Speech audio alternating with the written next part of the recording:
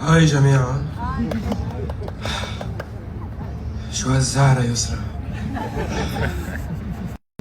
أنا كتير مبسوط إني بيناتكم، والمبسوط أكتر إني ما حسن معكم لغة الإنجليزية السيئة.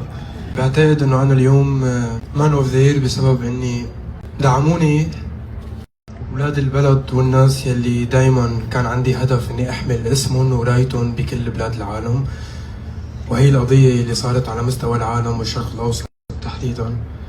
فمش أنا المان أوف ذا يير، كل طفل وكل لاجئ وكل حدا مثلي ومثل يسرا عانى من اللجوء وخلق فن وخلق شي لإله ببلاد العالم، هو اللي لازم يتكرم بهي الجائزة اليوم.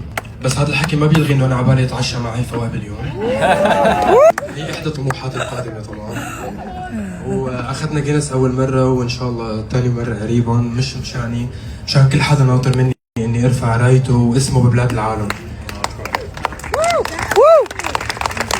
شكرا جي كيو ميدل ايست، شكرا امين، شكرا يسرا. اعطيني بوسه بسرعه.